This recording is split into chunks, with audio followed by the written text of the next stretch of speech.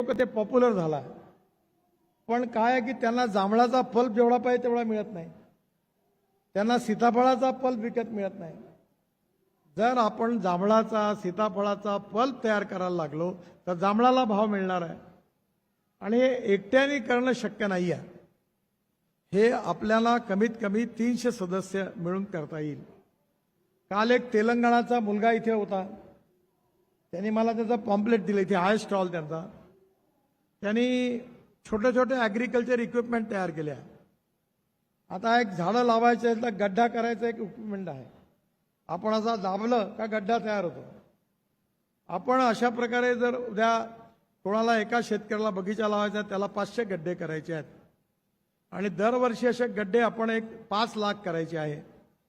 आणि farmer produce कंपनीमध्ये आपण एक मशीन जर विकत घेतलं तर सगळ्यांचे गड्डे करून दिले तर आपल्याला त्याची कॉस्ट एकदम कमी होणार आहे, कारण प्रॉफिट सगळ्यांना वाटून मिळणार आहे.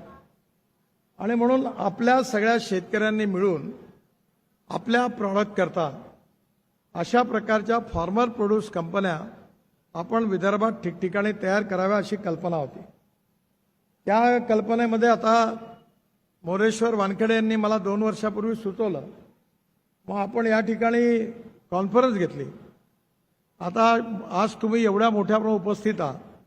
पहिल्यांदा 200-300 लोक झाले, 400 लोक आले, आता वाढत चालले. आता ही जागा कमी पडेल. मग आपण आता वर्धा रोडवर रेडिसनच्या समोर ॲग्रोव्हिजनची बिल्डिंग मोठी बांधायला सुरुवात केली. त्या ठिकाणी आपण ऑर्गॅनिक लॅबॉरेटरी आणि कापसाच्या 2-3 लॅबॉरेटऱ्या तयार करणार आहे. 100 ते 150 लोक बसतील असा एअर कंडिशन हॉल तयार केलेला आहे, आणि आता आपण तिथे ट्रेनिंग देणार आहे. आणि एवढंच नाही, त्याच्यासमोर 2 एकर जागा आपल्याला मिळाली आहे. तिथे एक ओपन एअर थिएटर आपण ॲग्रोव्हिजनतर्फे करतो आहे, आणि त्या ठिकाणी भारतातला सगळ्यात मोठा ऑर्गॅनिक फळ फुलं धान्य याचा मोठा बाजार आपण त्या ठिकाणी सुरू करणार आहे. आता शेतकऱ्यांनी डायरेक्ट माल साफ करायचा, पॅक करायचा 1 किलो आणि अर्धा किलो. त्यांनी आपलं नाव पट्टी लावायची कोणाचा आहे, त्यांनी तो तिथे लावून विकत ठेवायचा आणि विकायचा. विकल्यानंतर त्याचे पैसे लगेच जाताना घेऊन जायचे.